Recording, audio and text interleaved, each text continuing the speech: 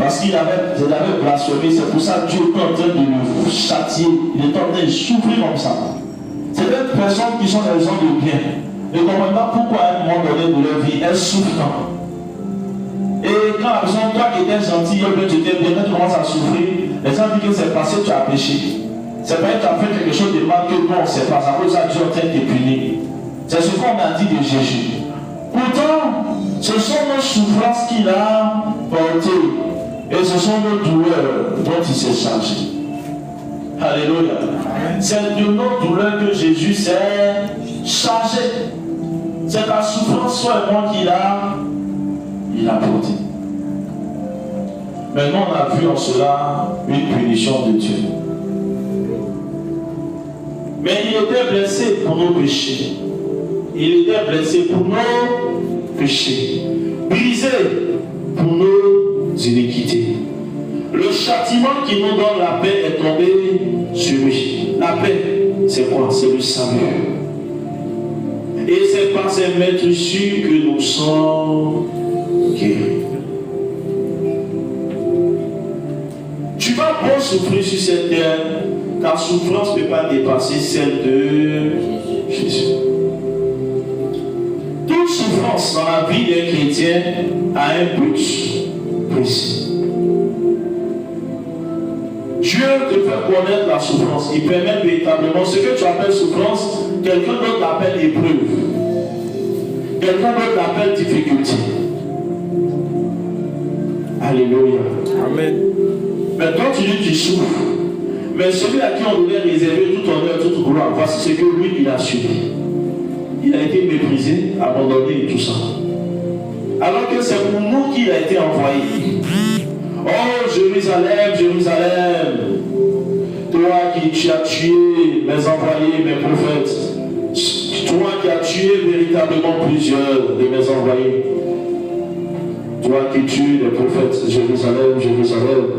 Et Jésus a pleuré sur Jérusalem avant de partir. Jérusalem, Jérusalem, Jérusalem, toi qui tues les prophètes qui te sont envoyés. C'est fort. Aujourd'hui, c'est ce que véritablement, c'est ce soir-là qui nous a échoué quelquefois. Nous, véritablement, qui servons le Seigneur. Le monde ne nous prend pas bien. Nous qui portons déjà même le nom de Jésus, le monde ne nous voit pas bien.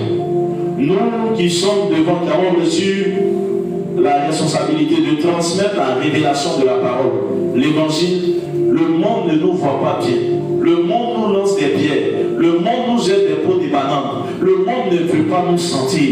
Quand ça touche aux autres, c'est bon, mais quand ça touche à quelqu'un véritablement qui porte le nom de Jésus, à un sacrificateur, un homme de Dieu, un servant de Dieu, non. Quand c'est le monde, on peut acclamer, on est d'accord, ça c'est normal. Mais quand c'est pour un homme de Dieu, pour quelqu'un qui sait Dieu, c'est pas normal, c'est bizarre. Cette histoire n'a pas commencé aujourd'hui.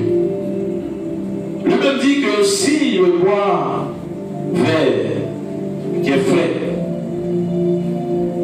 a subi véritablement ces choses que je suis en train de vous parler, quand sera-t-il du bois du bois sec? Quand sera-t-il du bois sec? Si bois frais même rien, ce qu'on a fait, et toi qui es bois sec, est-ce que ce n'est pas la peine? C'est pas ça? Et sincèrement, on sait toutes ces choses, et aujourd'hui on peut encore se plaindre. Nous étions tous errants comme des brebis, chacun suivait sa propre voie. Et l'Éternel a fait retomber sur lui l'iniquité de nous tous. On était perdus, plus de salut, plus de paradis. Et cependant, Dieu a mis sur lui la responsabilité. Il est venu. Des gens pour qui tu souffres, c'est même là ne veulent pas te voir. Des gens à cause de qui tu as accepté de laisser ton trône dans le ciel, ta place, pour venir véritablement afin de pouvoir les racheter. De pouvoir véritablement les racheter, permettre qu'ils soient à nouveau sauvés et puissent avoir accès au paradis. La personne est là pour ton bien et toi tu ne veux pas sentir la personne. La personne est là pour ton bien et tu ne calcules même pas la personne. Si ce n'est pas à cause de toi, mon Jésus va venir chercher quoi sur la terre? En Ésaïe au chapitre 6, je crois, Vous avez dit, qui enverrai-je? Quand le Seigneur a demandé qui enverrai-je, la Bible dit qu'il y a eu un silence dans le ciel. Mais cependant, celui-ci a répondu, me voici Seigneur, envoie-moi. Alléluia. Amen. Me voici Seigneur, envoie-moi. Quand je vois la souffrance, la passion de Christ, c'est qu'il a subi sur la terre, en tant que serviteur de Dieu, je ne peux pas me plaindre. Aujourd'hui, je suis en train de presser dans des conditions, waouh, super. Il y a un esprit qui marche. Jésus n'avait pas ça. Il y a une voiture qui me déplacer. Jésus, lui, il marchait des kilomètres. Alléluia. Amen. Aujourd'hui, je peux acheter à lui comme je veux. Jésus n'avait pas tout ça. Il n'avait pas les mêmes privilèges. Il n'avait pas d'être privé. C'est vrai, il y avait des banquiers et tout ça. À l'époque, c'était organisé d'une certaine manière. Mais Jésus n'avait pas son argent à la banque. Il vivait du jour au jour. Il vivait par la foi. Et puis moi, c'est vrai de Dieu, aujourd'hui, je me plains que je n'ai pas milliard quelque part. Ces milliards, je suis venu amasser, ou bien c'est Dieu, je suis venu servir. C'est la mission que je suis venu accomplir. Rien véritablement doit primer sur la mission. Ton ambition, sinon, ne doit pas véritablement primer sur la mission. C'est la mission qui doit passer avant tout. Tu ne dois pas perdre de vue ce que Dieu t'a dit. Et Jésus avait compris ça. Voilà pourquoi les choses de la terre ne lui ont rien dit. Il a dit que véritablement il est dans le monde, mais il n'est pas du monde et que sa royauté n'est pas de ce monde. Il avait dit à sa part avec son père dans le ciel avant de descendre. Donc tu ne peux pas laisser tout ça pour venir chercher l'argent.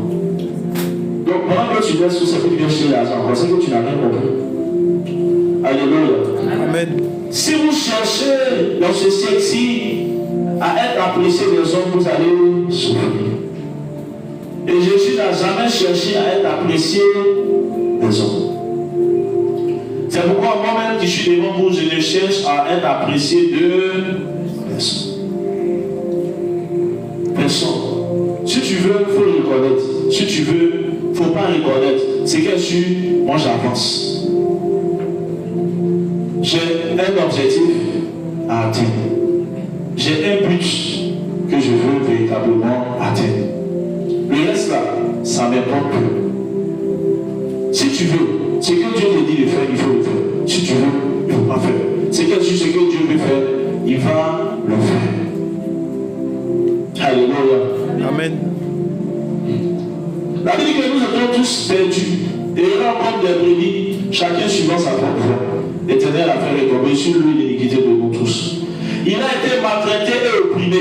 Depuis là, tu vois, souffrance, douleur, maltraité, opprimé. Ce lexique-là, c'est le lexique de la souffrance. Maltraité, opprimé, abandonné, rejeté, méprisé, tout ça c'est Jésus. On n'est pas en train de parler de rien d'autre, c'est le personnage de Jésus. Et il n'a pas ouvert la bouche. Si c'est nous, la bénédiction, on nous fait en même temps. Avec tout ce qu'on a fait à Jésus, la Bible dit qu'il n'a pas parlé. Lui qui était puissant, il peut faire comme ça. Le feu brûle, le gars, il devient sang en même temps. Il disparaît. Jésus n'a rien dit. Et tu peux avoir toute la puissance de Dieu. Tu vas mettre Dieu. Et puis on te fait du mal, on te gifle, on te tape, petit papa. Ça c'est Dieu. Hein? Si tu n'as pas la force, c'est autre chose. Si tu n'as pas la puissance, c'est autre chose. Mais tu as la force avec toi. C'est toi-même qui donnes la force. C'est toi qui donnes la puissance. Pouvoir, c'est toi qui donnes. Et puis on te fait ça, et puis tu dis, c'est difficile. Hein? Nous, on nous parle petit en même temps. On répond. Mais la Bible dit que Jésus n'a rien dit, il n'a pas penché. Semblable à un agneau qu'on met dans la boucherie, à une brebis muette devant ceux qui l'attendent, et il n'a point ouvert la bouche. Il a été enlevé par l'angoisse et le châtiment. Et parmi ceux de sa génération, il a été enlevé par l'angoisse et le châtiment. Et parmi ceux de sa génération, qui a cru qu'il était retranché de la terre des vivants et frappé pour les péchés de mon peuple? On a mis dit son sépulcre parmi les pécheurs. On ne l'a pas enterré à les gens honnêtes, les gens bien, les hommes de Dieu. Lui, Jésus, on l'a enterré à les brigands avec les voleurs. C'est que de ton vivant, même les gens te vouent de la haine jusqu'à, même après ta mort, au cimetière, véritablement, où il n'a pas fait des riches pauvres, toi, on laisse les gens bien. Quand Sarah est morte, on l'enterrait à côté d'Abraham, son mari. Quand les prophètes mouraient, on les enterrait ensemble. Mais nous, on n'a même pas enterré parmi les riches du peuple. Même après des funérailles. Il n'y avait pas eu funérailles. Regardez, des gens véritablement qui ne sont rien aux yeux de Dieu. Regardez les funérailles sur la terre. Mais celui à cause de qui tout le monde a assis, la lui n'a pas eu droit des funérailles. Tu peux voir ça? Quelle est cette vie-là où tout n'a été que souffrance, souffrance, souffrance? Il vient dire, mes frères, ce que vous faites là, ne vous comportez pas comme ça. Convertissez-vous, changez. C'est pas ça? Changez votre cœur, changez de vie. Si vous continuez comme ça, vous allez partir en enfer.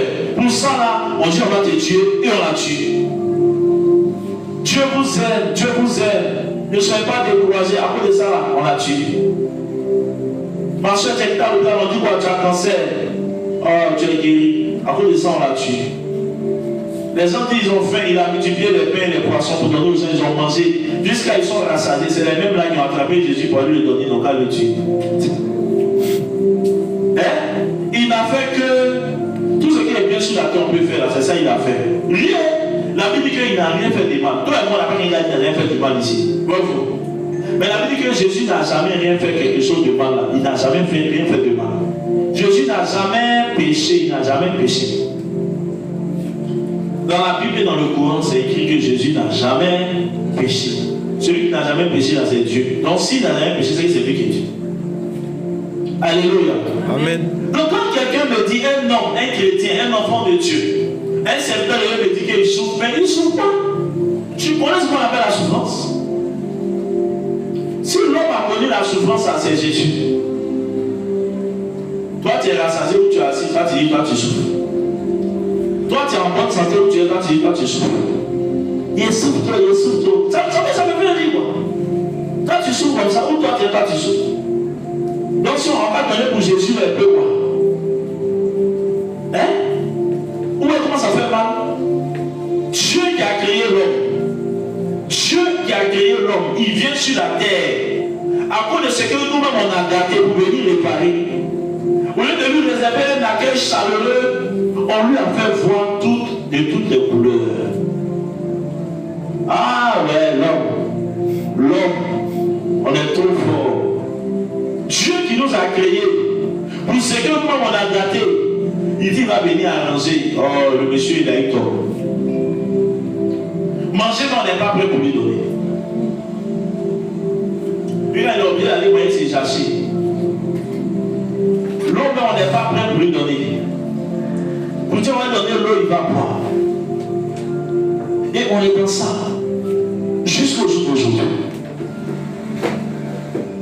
Mais quand je médite, j'ai médité sur la souffrance de Jésus, la vie de Jésus. Je dis pour moi-même, ça ne me dit plus rien. Le jour on va te parler de la souffrance de Jésus. Le jour on va te parler. Le jour on va te parler de la souffrance de Jésus. Hein? Le jour on va te parler de la souffrance de Jésus, tu ne vas plus te plaindre de quoi que ce soit. De 12 ans, quand même il est à la naissance, on veut le tuer. Ça fait il y a un. Il va en Égypte. Dieu seul sait ce qui s'est passé en Égypte. C'est que Jésus a vécu là-bas. Après ça, à 12 ans, il revient dans sa patrie. Mais c'est vrai qu'Hérode était mort, mais il avait encore des ennemis. Il y avait les enfants d'Hérode. Eux, ils étaient là. Il y avait évidemment les serviteurs d'Hérode. Eux tous sont pas morts le même jour. Donc l'enfant revient à 12 ans, mais il a encore les scribes, les pharisiens. Hein? Les principaux sacrificateurs. Tous ceux-là étaient là quand Jésus est revenu. Il dit, oh. C'est-à-dire que pendant le temps, là, tout ce temps-là, de 12 ans jusqu'à 30 ans, qu'est-ce qui s'est passé? Qu'est-ce qui prouve même que les gars ne partaient pas même temps des embuscades à Jésus? Ils faisaient tout, ils voulaient l'éliminer coûte que coûte. Mais Dieu l'a gardé de de 12 ans jusqu'à 30 ans. Alléluia. Amen. En 18 ans, qu'est-ce qui s'est passé? Il y a ce qui est relaté ici dans la Bible, mais il y a des détails qu'on n'a pas. On ne sait pas même si peut-être ils ont croisé Jésus quelque part là-bas. Ce qu'ils ont fait, on lui a fait, on ne connaît pas. Combien de fois ils ont empoisonné Jésus? Combien de fois véritablement les gens ont été méchants? C'est-à-dire que quand véritablement les gens ne t'aiment pas comme ça, tu t'en vas même, tu as l'argent pour louer hôtel, on dit on te loue pas hôtel. Tu veux dormir quelque part, tu as l'argent, on dit non, on ne veut pas. Jérémie s'est plaint, mais Jérémie ne souffrait pas. Job s'est plaint, mais Job ne souffrait pas. Job même, il a eu l'argent, après il a perdu, puis après Dieu l'a restauré, lui au même pour lui est mieux. Et Jésus, souffrant jusqu'à... Le comble même, c'est la mort à la croix, c'est le dernier cadeau. Et il finit dans ça. La partie même qui est en train de me choquer, c'est que la Bible dit, il a été enlevé par l'angoisse et le châtiment. Et parmi ceux de sa génération, qui a cru qu'il était retranché de la terre des vivants et frappé pour les péchés de mon peuple. On a mis son sépulcre, son tombeau, parmi les méchants. Son tombeau avec le riche, quoiqu'il n'ait point commis de violence. Et quoiqu'il n'ait point de fraude dans sa bouche, il n'a rien fait de mal. Donc au moins, on s'est dit que si on a fini d'être méchant, lui manifester la méchanceté, la haine là. À sa mort, là, au moins, amener-le d'un point bien. Mais même son cadavre, encore, on a méprisé son cadavre. Pour aller le jeter parmi les brigands. C'est comme, moi, ça va en terre, les gens, on s'en jeter leur corps comme ça, l'eau, et puis on quitte. C'est là-bas on a enterré Jésus. On peut réserver un sort comme ça, alors. Après, tout ce qu'on a fait là, ça ne suffisait pas. On l'a tué, ça ne suffit pas. Son cadavre encore, on a fait notre sorcellerie là-dessus, son cadavre encore. Il a plu à l'Éternel de le briser par la souffrance. De le briser par la souffrance. Après avoir livré sa vie en sacrifice pour le péché, il verra une postérité et prolongera ses jours. Et l'œuvre de l'Éternel prospérera entre ses mains. Il a plu à Dieu de le briser par la souffrance. J'ai posé la question de savoir pourquoi la souffrance dans la vie du chrétien. Excusez-moi. Pourquoi la souffrance dans la vie du chrétien? Mais Dieu te répond ici, en Ésaïe chapitre 53, verset 10. Il a plu à l'Éternel de le briser par la souffrance, après avoir livré sa vie en sacrifice pour le péché. Péché de qui? C'est à nous. Péché des hommes. La Bible ne dit pas pour nos péchés, la Bible dit pour le péché. C'est de quel péché on parle ici? Oui. C'est de quel péché on parle? Esaïe parle ici de quel péché? Il a plu à l'Éternel de le briser par la souffrance. La Bible ne dit pas il a plu à Satan, à Lucifer de le briser par la souffrance. Il a plu à de briser son propre fils par la souffrance. Le péché de l'orgueil, non. Après avoir livré sa vie, il a donné sa vie pour le péché. Les hommes péchaient avant. Mais il y a un péché qui a fait que Jésus s'est déplacé. Dieu est venu en chair. C'est le péché originel. C'est le péché que Adam et Ève ont commis. C'était trop grave. Donc c'est lui qui pouvait venir régler ça. C'est pour ça qu'il est venu. Et c'est pour ça qu'il a donné sa propre vie. Il a donné sa vie et il a repris. Parce que nul ne peut lui prendre sa vie. C'est lui qui la donne à qui il veut et il la reprend. On ne peut pas prendre à Dieu sa vie. Parce qu'il est le maître de la vie. Il est l'auteur de la vie. Et l'œuvre de Dieu a prospéré entre ses mains en 3 ans de ministère. Aucun homme de Dieu, depuis des millénaires, n'a pu faire cela et ne pourra faire cela. En 3 ans, les gens ont 30 ans de ministère, 40 ans, lui en 3 ans, ce qu'il a fait en 3 ans. La Bible dit que la Bible ne pourrait contenir les miracles et les prodiges qui ont été faits pendant que Jésus était sur terre. 3 ans de ministère. Ce n'est pas la longueur, sinon le temps que tu mets véritablement. mais c'est la consistance. On veut voir qu'il y a véritablement dans ce que tu as fait. À cause du travail de son âme, à cause du travail de son âme, il rassasiera ses regards. Par sa connaissance, mon serviteur juste justifiera beaucoup d'hommes. Par sa connaissance. À cause du travail de son âme. À cause du travail de son âme. Il rassasiera ses regards. Ça veut dire quoi? À cause du travail de son âme, il rassasiera ses regards. Oui.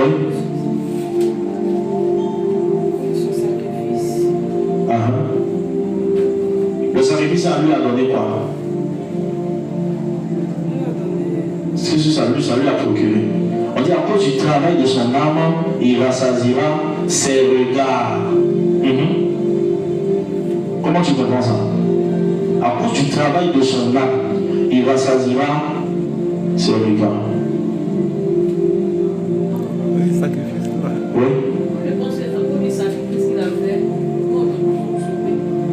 Donc quand Jésus voit qu'on est sauvé par le sacrifice, il est quoi? Il est content, il est heureux. Hein? Il a le sentiment du devoir accompli. Amen. Amen. Par sa connaissance, mon serviteur juste justifiera beaucoup d'hommes. Par sa connaissance. La révélation qu'il est venu te donner, toi et moi, il va justifier beaucoup d'hommes. Et il se chargera de leurs iniquités. Il va les justifier. Par sa connaissance. Il est venu nous éclairer, nous qui étions dans les ténèbres. Nous qui étions dans le noir. Il est venu nous éclairer. Amen. Amen. Nous qui étions dans l'obscurité, nous étions perdus, il est venu nous éclairer. Amen. Avec véritablement sa prédication. Convertissez-vous, repentez-vous car le royaume des cieux est proche. Et c'est venu vraiment, ça choquer les gens. Il prêchait avec efficacité, il prêchait avec puissance, il prêchait avec autorité. Et ça fait que plusieurs se sont détournés de leur mauvaise voie. Jean-Baptiste a commencé, Jésus a suivi. Convertissez-vous, repentez-vous. Et tous, évidemment, même les scribes allaient véritablement, les pharisiens allaient aux eaux du baptême, au Jourdain. Et Jean-Baptiste leur a dit, qui vous a appris à fuir la colère, à bénir, race des vipères. Et Jésus est venu par sa prédication. Il a empêché plusieurs d'aller en enfer. Il les a ramenés sur le droit chemin. C'est en cela que la Bible dit, et le Seigneur qui dit pas par la bouche d'Ésaïe, mon serviteur justifiera beaucoup d'hommes. C'est lui, Jésus, par son sacrifice, ou ceux évidemment qui vont l'accepter, ceux qui vont croire en lui le dernier jour, ils seront sauvés. La Bible dit, pour ceux qui vont évidemment croire en lui, il ne viendra pas véritablement en jugement. Quiconque croit en lui ne viendra pas en jugement. Il ne montera pas en jugement, il ne sera pas jugé, mais il sera justifié par le sacrifice de Jésus. Donc il est venu et sans cela, mais ceux qui ne l'ont pas accepté, ceux qui ne croient pas en son nom, ils ne pourront pas être sauvés. Quiconque croit en lui ne périra point, mais aura la vie éternelle. Donc Jésus va justifier. Il est là, il est véritablement la porte. Quand tu arrives, le dernier jour, il regarde, il dit, Père, celui-là il a cru en moi. Et à cause de ce que je suis allé faire là-bas, il est sauvé. Entre et viens dans mon repos. C'est aussi simple que ça. Amen. C'est pourquoi je lui donnerai sa part avec les grands. Il partagera le butin avec les puissants.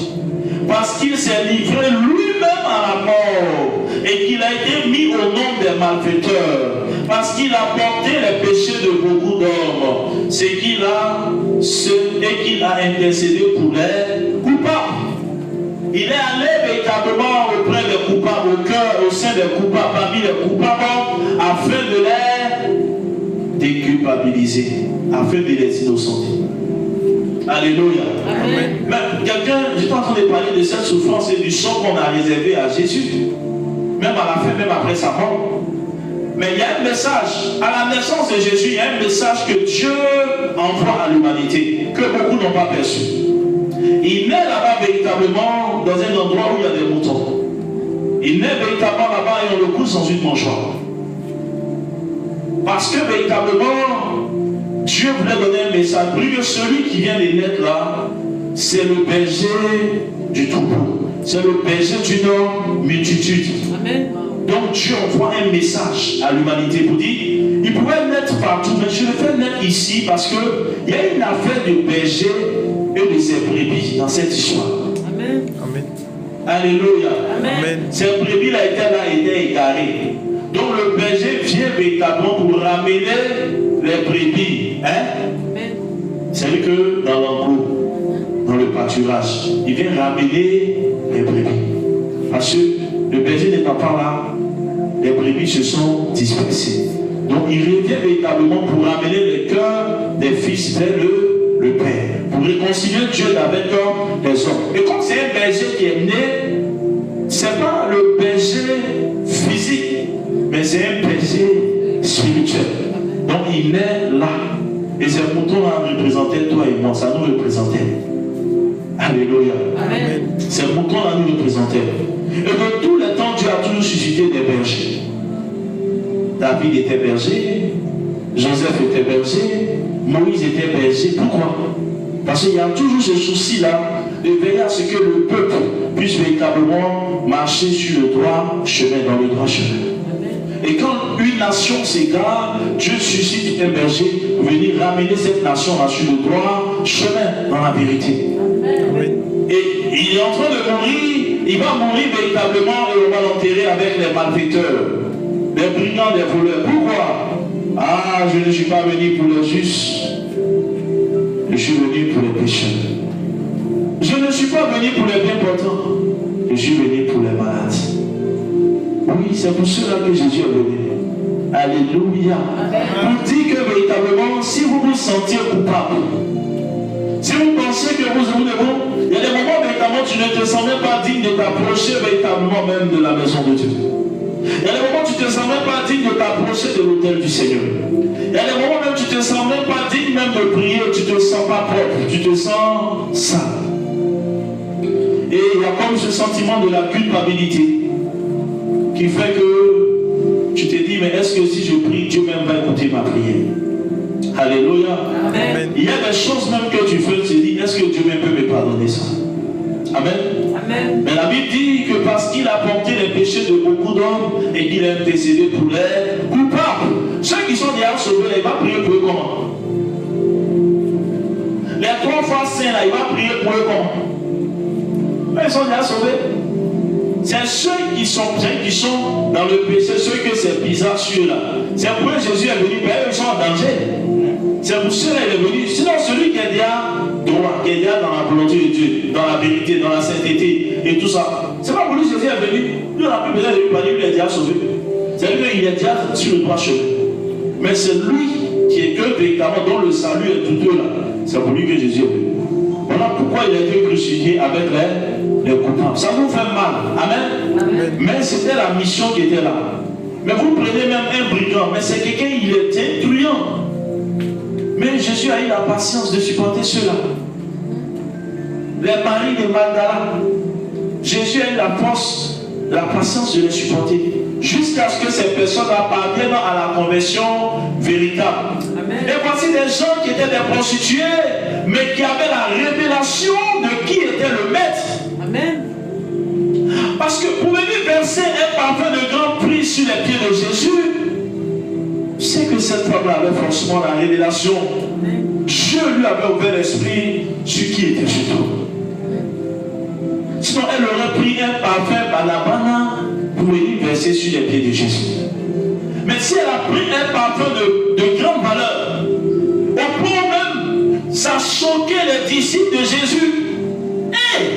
Des gens qui mangeaient avec Jésus, des gens qui buvaient avec Jésus, des gens qui faisaient tout avec Jésus, étaient choqués par la qualité du don de l'offrande que cette dame-là a offert à Jésus.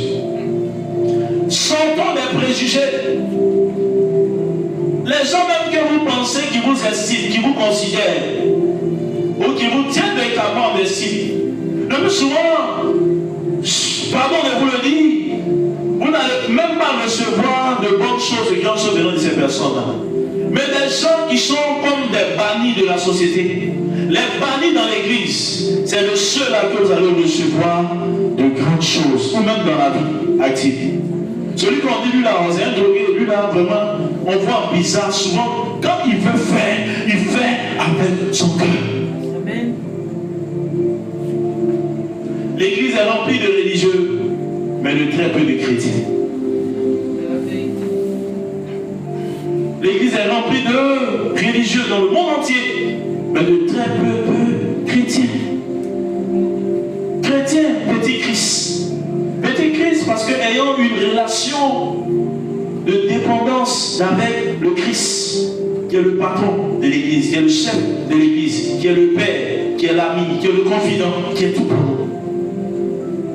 Alléluia. Amen. Amen. Donc c'est pour cela qu'il est venu. Les scribes des pharisiens étaient choqués. On dit, mais comment il peut manger des gens comme ça? Les prostituées, les drogués, les voleurs, comment il peut s'asseoir? Abomination, abomination. C'est pourquoi quand Jésus est en train de tuer, Jésus dit, oh, voilà, un gars comme ça, il vient dire les dieux, et puis il mange ceux-là. Mais c'est pour eux, il est venu. Parce que s'il ne venait pas ceux-là, il partait en enfer. Et Dieu véritablement avait ses enfants parmi eux. Et Dieu voulait véritablement les racheter. Dieu voulait sauver l'âme de ces personnes-là. Parce qu'il aime véritablement le pécheur, mais il aime le péché. Il est venu, il a fait tout ça. À aucun moment tu vas attendre que Jésus était en train de faire anniversaire. Il veut dire qu'il était un moment de répit, un moment où Jésus était content. Au moment où il veut respirer un peu, on dit les esprits des pharisiens sont en train de méditer, ils sont en train de planifier sa mort. Au moment où Jésus veut s'asseoir un peu, il dit non, j'ai respiré un peu, il y a plan, ils sont en train de faire plan contre lui. Il n'a même pas eu de temps même pour s'y reposer. On ne lui donne même pas le temps. Parce que les gars le guettaient. On lui a guetté le moment où on allait mettre la main sur lui. Et toute sa vie. Vous imaginez, vous vivez et puis votre cœur est suspendu.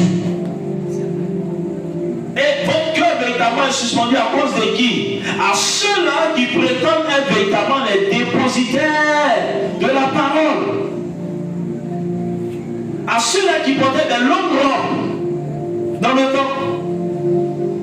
Les grands, les pharisiens, hein? Les sadduciens. C'est pas ça? Les pharisiens, les sadduciens, les scribes, ceux-là qui étaient des érudits dans la parole de Dieu. Ceux-là qui connaissaient la parole de Dieu, qui disaient aux gens, il ne faut pas faire ça, il ne faut pas faire ça. C'est ceux-là qui avaient véritablement le crime dans le cœur. C'est ceux-là qui voulaient commettre un si grand péché. Pourtant, d'apparence, ils étaient véritablement les plus instruits. Ils étaient censés être ceux-là qui étaient les plus éclairés. Et cependant, c'est eux qui étaient au devant de la scène qui ont tué Jésus. Alléluia. Amen. C'est eux qui ont tué Jésus. Et on est là véritablement aujourd'hui. C'est pour dire, quand toi tu viens, tu dis tu souffres, ça me fait rire. Tu peux pas, ta souffrance ne peut pas dépasser celle de Jésus. La Bible dit que notre Seigneur Jésus qui a créé les plantes, et il a eu faim, il est venu, il a maudit le figuier. Il y avait un message derrière, c'est vrai. Mais il a eu faim, ton Seigneur, devant qui tu fléchis genoux. La Bible dit que tout genou fléchit. Et toute langue confesse qu'il est Seigneur Sauveur. La Bible dit que lui, il a eu faim. La fin de Jésus, c'est pas petit frère. Donc c'est quoi tu vas dire que tu vis que Jésus n'a pas vécu? C'est quoi toi tu endures en ce moment que Jésus n'a pas enduré? Ce qui me donne la force de pouvoir continuer à avancer dans le ministère, c'est la méditation profonde sur la vie, le personnage de Jésus. Il dit Seigneur, il dit mais regarde moi-même. Il dit Seigneur, il dit mais regarde moi-même. Il dit Seigneur, il dit mais toi-même tu es à l'aise. Tout ce qu'elle avait dit, le Seigneur me dit mais regarde moi-même. Il a dit quoi? Arrêtons de murmurer, quittons dans ça. Arrêtons de murmurer, quittons dans ça. Si on ne te fait pas à toi, on va faire ça à qui? Il t'a déjà prévenu. Il dit sur lui, le bois vert, on lui a fait ça. Quel sort véritablement tu seras réservé? À toi le bois sec. Pour ceux qui veulent vivre pieusement en Christ, tous ceux qui veulent vivre pieusement en Christ, ils seront persécutés. Donc si tu veux vivre véritablement pieusement dans la piété en Jésus, frère, ma soeur, la persécution sera ton partage. Sinon, tu peux véritablement continuer ton chemin. Mais dès lors où tu acceptes Jésus, tu veux suivre Jésus, tu portes le nom de Jésus, le monde va te persécuter. Le monde va se moquer de toi. Le monde va rire de toi. Le monde ne va pas te faire cadeau. À cause de l'affaire de Jésus, tu es dedans. Alléluia. Amen. Et c'est ce qui a fait qu'aujourd'hui, je me plains pratiquement de rien. Parce que ce que lui a enduré, c'est qu'il a souffert. Mais regarde, le jour où j'ai lu ça, c'est depuis ce jour-là que j'ai arrêté de me plaindre. Au verset 3 d'Ésaïe 53, méprisé et abandonné des hommes de douleur, habitués à la souffrance. Homme de douleur. La douleur était devenue comme un manteau sur lui. La douleur faisait partie intégrante de sa vie. Donc la douleur ne disait plus rien à Jésus. Habitué à la... Mais quelqu'un qui est habitué à souffrir, la souffrance peut lui faire quoi encore? Quelqu'un qui a peur de la souffrance, il est vulnérable, il est fragile. Mais quelqu'un véritablement qui a vécu tellement d'épreuves, à un moment donné, quand il voit une épreuve, au lieu de commencer à pleurer, se lamenter, il sourit. Il dit, ah, voici encore une situation, j'aurai la victoire encore. Amen. Alléluia. Amen. Voilà que quelqu'un va voir une épreuve et puis va se mettre à pleurer. Toi, quand tu vois une épreuve, tu dis Alléluia. Donc, aujourd'hui, dans ça, je suis content parce que j'ai choisi la bonne parole. On n'a pas levé de cotisation pour acheter les chaises là, voilà ça. Hein? Quelqu'un s'est levé l'après-midi, il avait déposé des chaises présidentielles, des chaises, voilà ça, c'est déposé. Hein? Dieu fait son œuvre. Amen.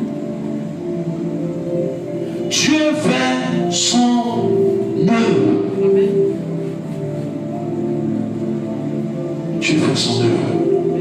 Quand Dieu vous demande de marcher d'une certaine façon, marchez véritablement comme il vous a demandé de marcher et Dieu fera le reste. Quand Dieu vous envoie quelque part, obéissez, allez-y et Dieu fera le reste. Quand Dieu vous demande de prendre un chemin, même si le chemin vous semble vraiment périlleux, il vous semble vraiment dangereux, ne regardez pas avec vos yeux physiques. Mais Dieu sait que s'il a rendu ce chemin-là comme ça, c'est parce que pour vous, il a déposé un trésor ou des trésors sur ce chemin-là. Mais il a rendu ce chemin-là bizarre afin que d'autres ne vous dévancent pas sur ce chemin. Alléluia. Amen. Dieu fait toutes choses pour un but. Et sincèrement, le jour où vous allez me voir en train de me plaindre pour ci, pour ça, au fait, les plaintes sont faites véritablement pour les enfants en Christ. Les craintes sont faites pour les personnes immatures en Christ. Les gens qui se plaignent trop là, c'est des gens immatures. Un homme qui est mûr en Christ, un homme qui a compris la pensée du Christ, un homme qui a médité sur la passion du Christ, un homme qui a compris véritablement le sens véritablement de la vie chrétienne, vous allez voir que de moins en moins il se plaindra. J'ai compris ça. Même quand j'ai pas 5 francs dans mes poches, je ne me plains pas. C'est qu'au moment où il n'y a pas 5 francs là, il peut bien que je n'ai pas des situations à régler avec de l'argent. La nourriture ne manque pas, tout est ok, c'est tranquille. Maintenant, le jour où il veut me faire gêner de force, peut-être ce jour il a manqué de nourriture. Il comprend qu'il doit gêner. Le lendemain, la nourriture sera là. Tu fais toutes choses pour un but. Alléluia. Amen. Et je rends vraiment grâce et gloire au Seigneur Jésus. Amen. Donc arrête de te plaindre. Le thème là, c'est quoi? Pourquoi la souffrance dans la vie du chrétien?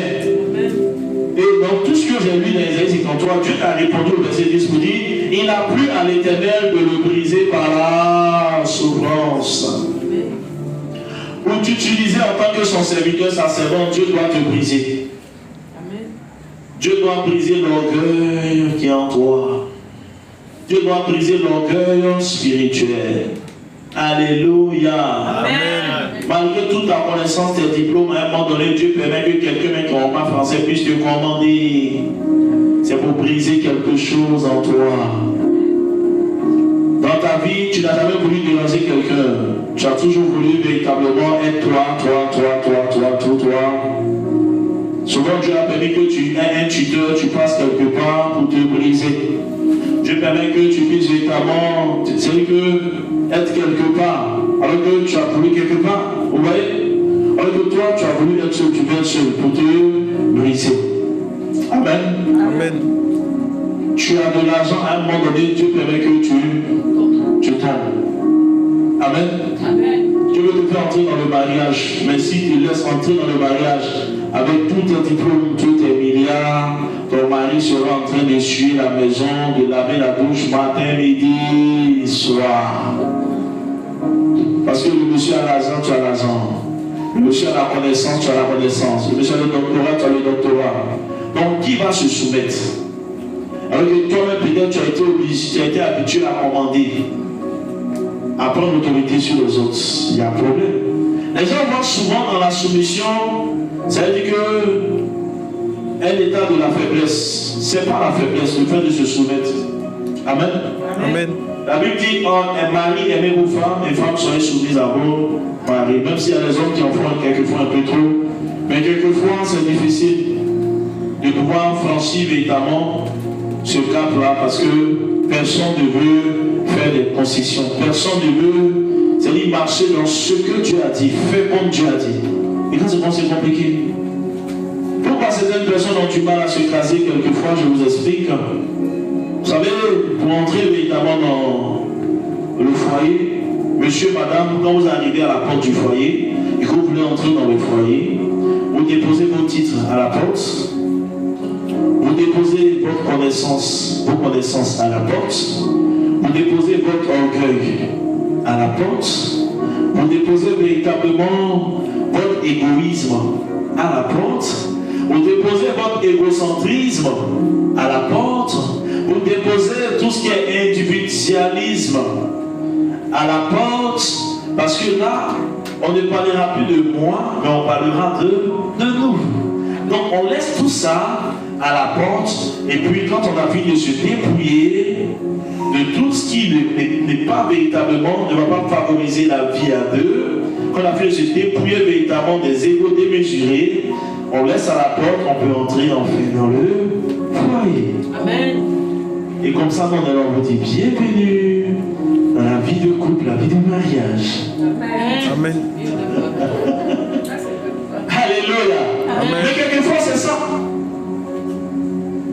Certaines personnes s'aiment, mais elles ont du mal véritablement à se mettre ensemble parce que de part et d'autre, on a les égos démesurés. Monsieur dit c'est moi qui sais. Madame dit c'est moi qui sais. Monsieur dit je suis pour moi, ça reste. Madame dit je suis pour moi, ça reste. On ne peut pas faire des concessions. Mais ça ne peut pas marcher. Ça ne peut pas marcher. Si tu es un homme, que tu es trop autoritaire, tu veux écraser ta femme, ça ne va pas marcher. Même si tu es l'homme, tu es le chef de la famille, il y a une manière d'exercer ton autorité de chef de famille, il y a une manière. Ah oui, ta femme, ce n'est pas véritablement ton tapis, tu vas marcher sur elle, ce n'est pas ta serpillère. Et toi, si ton mari, c'est ton mari, tu lui dois du respect. Alléluia. Amen.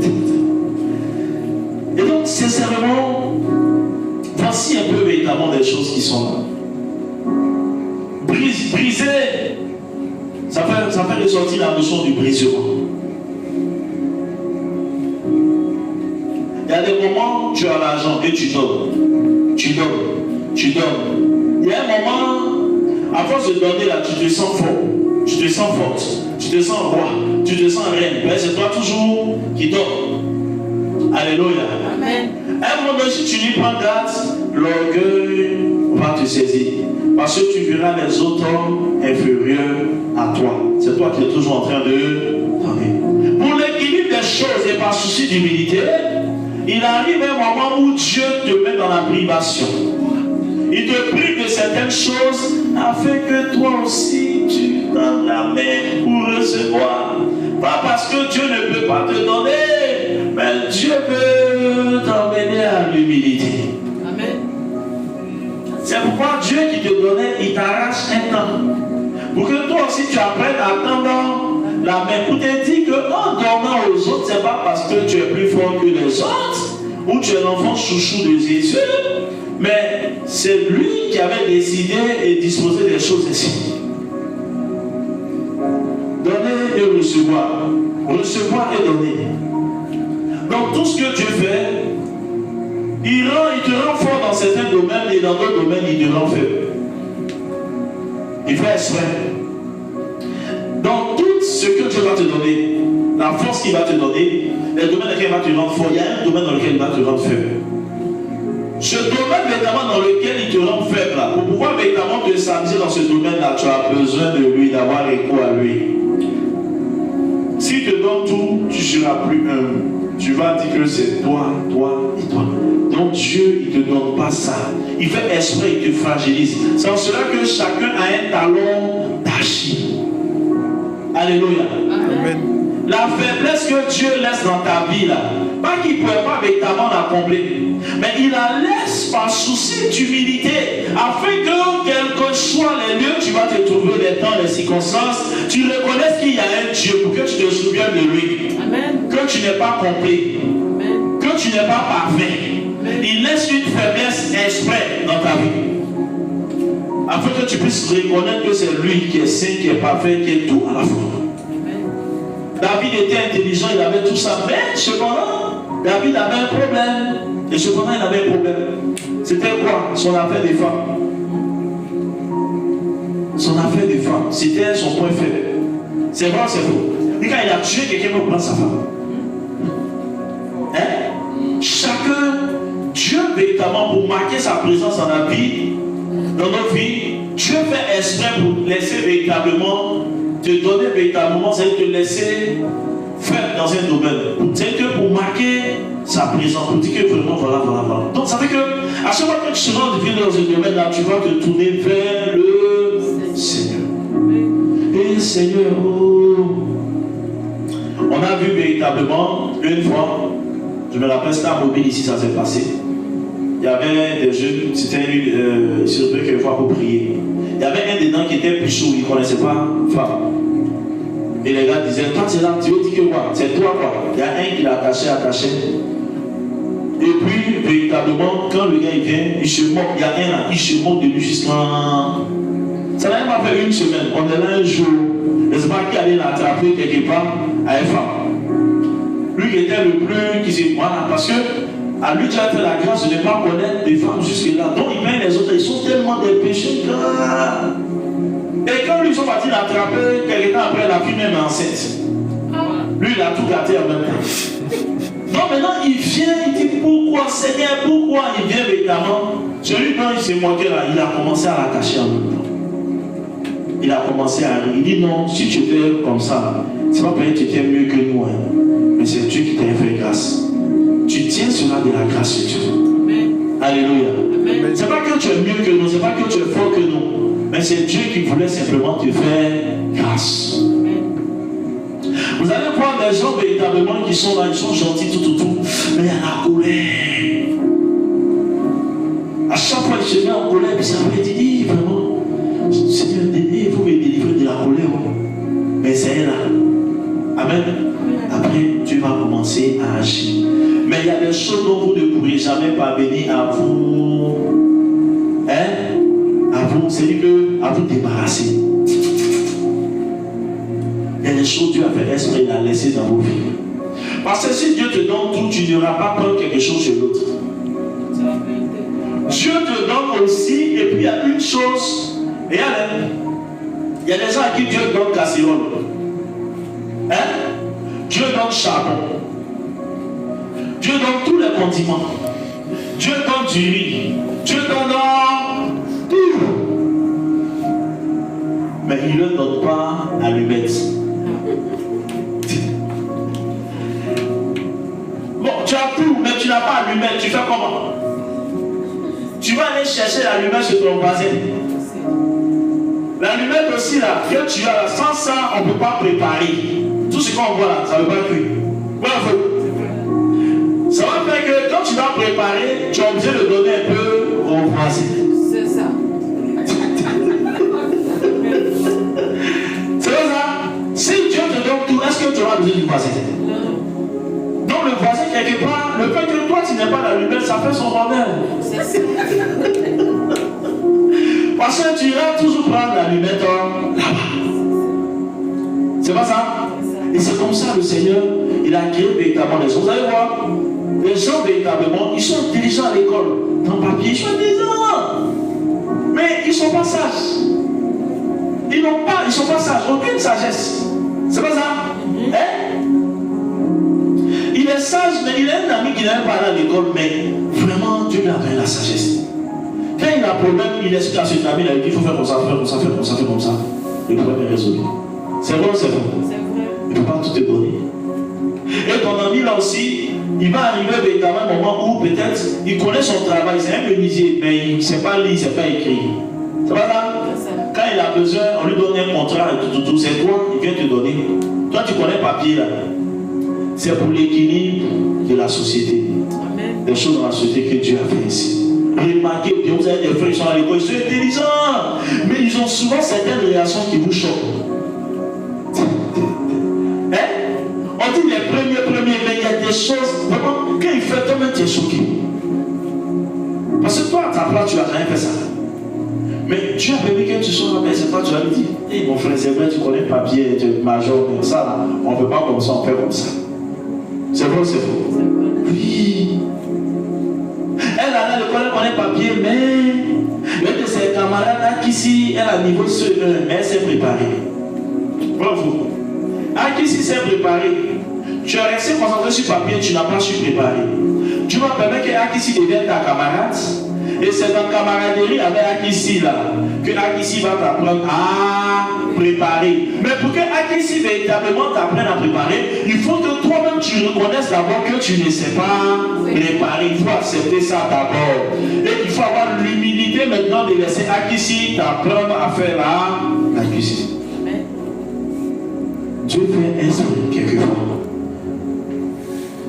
Il te donne 4 choses, il laisse une chose. Afin que tu puisses aller chercher cette chose-là, chez ton frère, chez ta soeur. C'est ainsi. Imaginez un instant. Le peuple de Dieu, dans le peuple de Dieu, que ce soit à l'église, partout, tous les chrétiens avaient le don, c'est lui de révélation, de prophétie. Tous les chrétiens avaient véritablement des yeux spirituels visionnaires. Mais ça lève le désordre dans l'église. Mais quelqu'un entend la voix de Dieu divement, mais il ne voit pas. Quelqu'un doit véritablement voir, mais il n'entend pas comme ça la voix du Seigneur. Il y a des gens qui ont des visions, mais ils ne savent pas la vision là, c'est qu'il vient de voir là, ça veut dire quoi?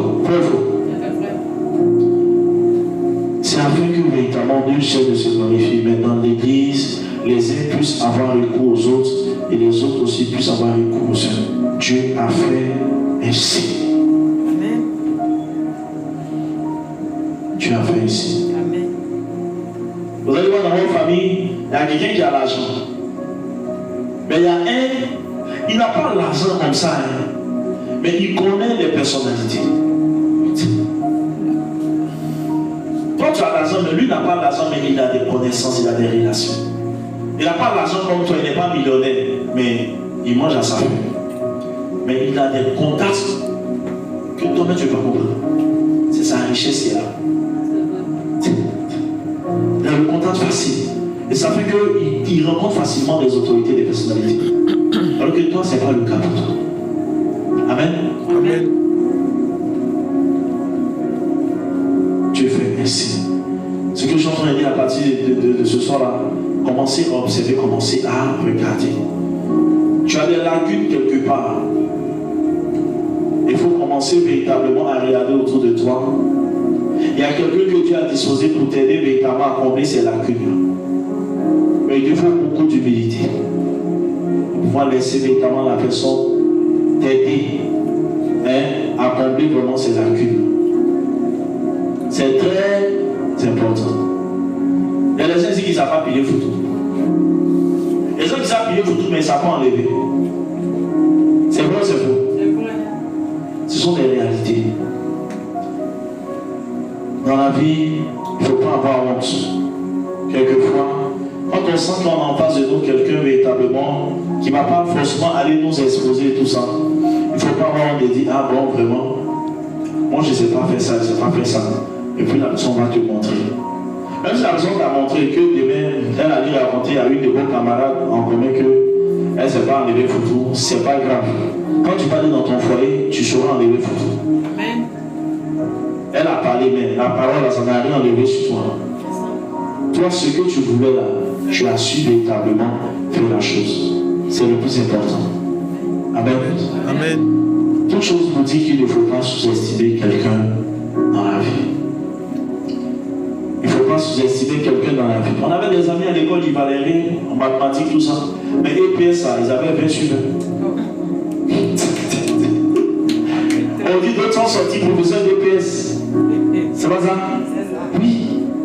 C'est la vie qui est comme ça. C'était véritablement son domaine de définition qui était là. Aujourd'hui, tu ne peux pas lui. Si on dit mathématiques, il dit, il ne connaît pas.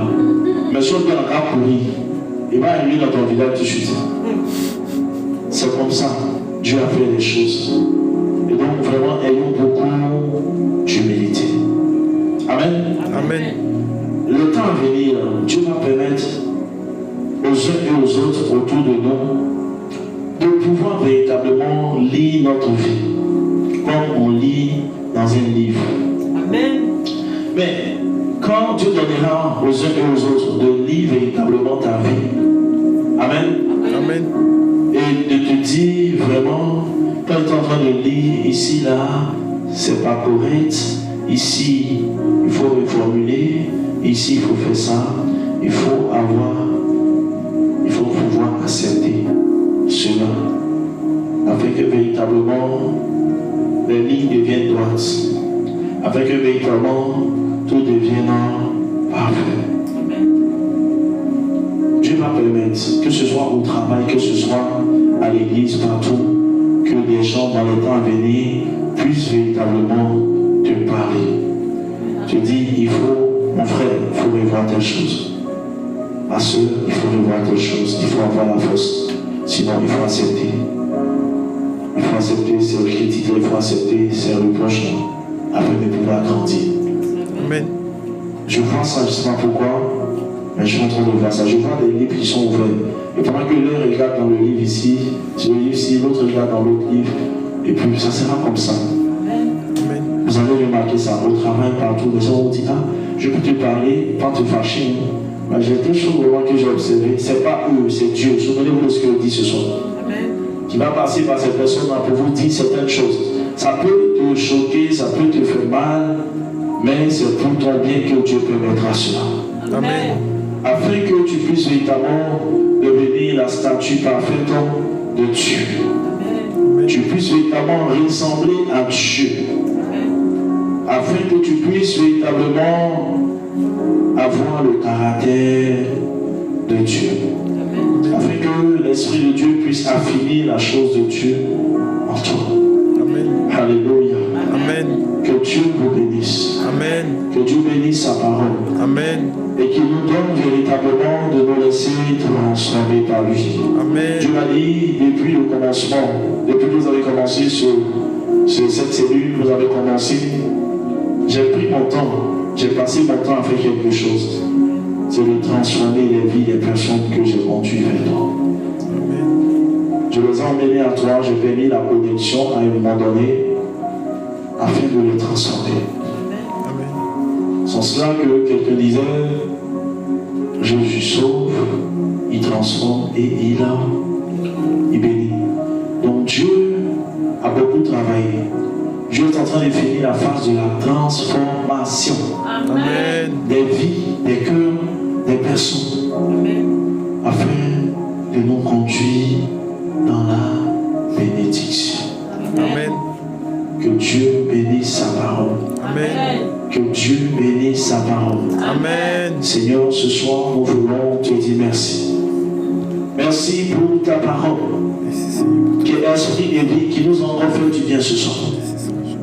Merci véritablement, Seigneur, parce que tu achèves le travail que tu as commencé. Tu achèves cette transformation.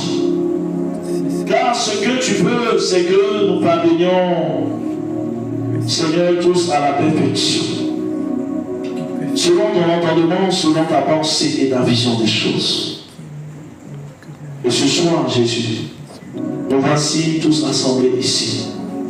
Nous avons besoin véritablement, Seigneur, de toi. Pourquoi la souffrance? Toi-même, tu as souffert.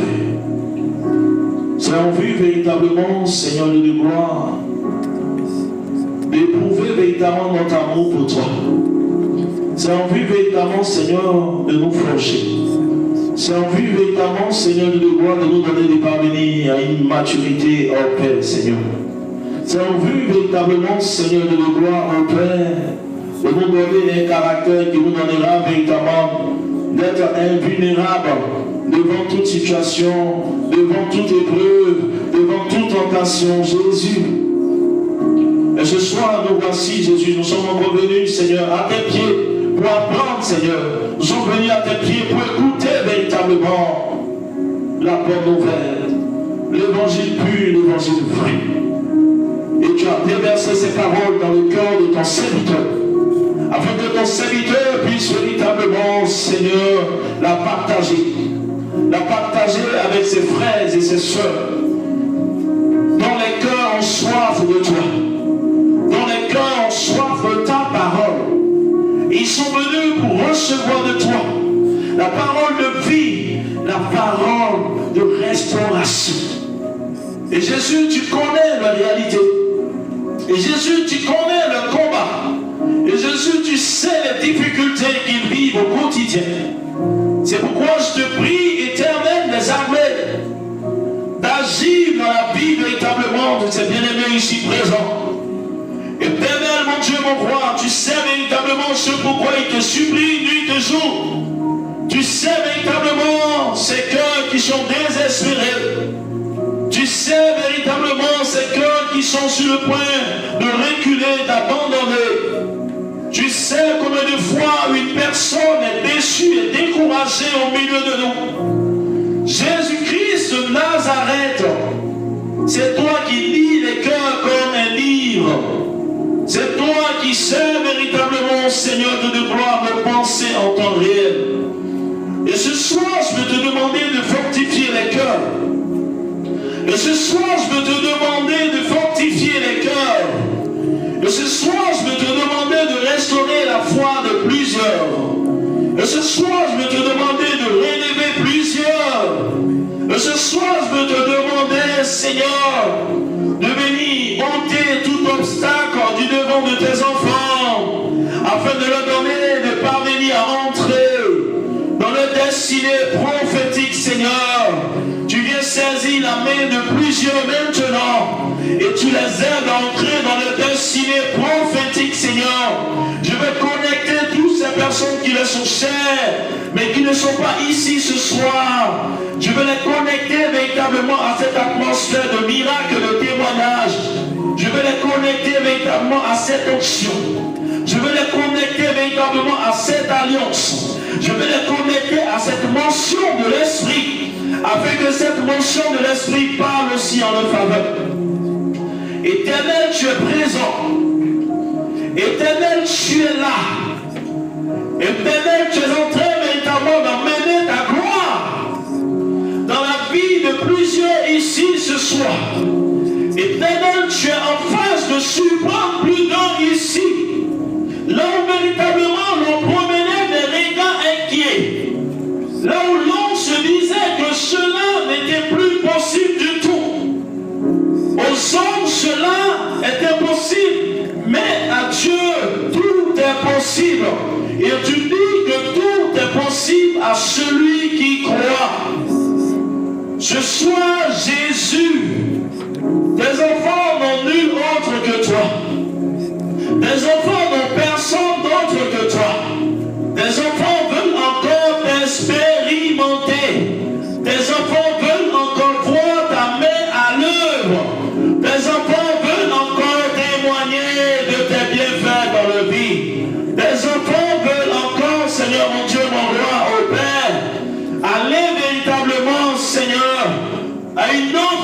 connexion avec toi. Tes enfants veulent plus de toi, Jésus. Tes enfants veulent plus de ta puissance. Tes enfants veulent plus de ta ressemblance. Tes enfants veulent plus de ton esprit. Et tu es présent ce soir, Jésus. Tu es présent ce soir, Jésus. Je te demande de les visiter. Je te demande de les délivrer. Je te demande de les libérer. Je te demande de les affranchir. Jésus est cœur vraiment ce soir est meurtri, Jésus. Et cœur ce soir est meurtri, Jésus. Et tu viens véritablement pour guérir ce cœur. La Bible déclare que l'Esprit de l'Éternel, le Seigneur, est sur moi. Il m'a oint pour proclamer la délivrance aux captifs. Il m'a oint pour libérer les prisonniers. Il m'a oint pour guérir les malades. Et il m'a oint pour guérir ceux qui ont les cœurs meurtris. Il m'a oint pour guérir ceux qui ont les cœurs brisés. Jésus-Christ de Nazareth, toi qui as instauré véritablement cette cellule, toi qui as instauré véritablement, Seigneur, qui a instauré, qui a jeté les bases de ce ministère, toi qui as établi un ange sur ce ministère, en vue de veiller à l'exécution de ta sainte et pleine volonté. Jésus-Christ de Nazareth, ce soir, Seigneur, tu viens enlever tous les voiles qui empêchaient tes enfants de voir ta gloire. Ce soir, tu viens libérer plusieurs des liens, Seigneur, de l'ennemi, des liens, Seigneur, mon Dieu, de l'incrédulité, des liens véritablement du péché. Tu viens libérer plusieurs de tout joug étranger, afin que ces jougs étant retirés de leur vie, afin que ces jougs étant brisés, ils puissent contempler ta gloire maintenant. Jésus, que les chaînes soient brisées. Jésus, que ces forteresses soient ébranlées. Jésus, que ta puissance maintenant pénètre véritablement. Ta puissance pénètre maintenant, Seigneur, la vie de plusieurs. Que ton onction entre dans l'atmosphère de plusieurs, afin véritablement de déclencher un temps de miracle, une saison de miracles, des miracles qui dépassent tout entendement, qui dépassent tout entendement humain. Jésus, tu es présent, tu es vivant, tu es le Dieu de l'alliance, tu es le Dieu tout-puissant, tu es le Dieu vivant, tu es le Dieu des guérisons, tu es le Dieu qui fait la dispensation de la grâce, tu es le Dieu qui dispense les dons et les talents spirituels. Jésus, viens ouvrir les portes là où tout semblait fermé. Jésus, viens maintenant relâcher ta grâce. Jésus, viens maintenant, viens donner ta paix. Jésus, viens maintenant, viens donner la guérison à quelqu'un qui était malade. Pas malade parce que la personne a été à l'hôpital, mais malade parce que tu es malade de l'intérieur. Malade car étant malade véritablement. Il y a ces temps où tu es là, tu vas à l'hôpital, tu n'es pas malade. Les gens te voient et tu es bien portant, apparemment. Mais au-dedans de toi, tu es mal. Tu es mal en point. Au-dedans de toi, tu es dévasté. Au-devant de toi, tu es dévasté. Au-devant de toi, tu es abattu. La puissance de Jésus, ce soir, vient au-dedans de toi, en vue de te restaurer, en vue de te guérir, en vue de te libérer, en vue de libérer ton cœur de ce poids qui pesait sur lui. Ce soir, la main de l'Éternel vient se poser sur toi. Ce soir, les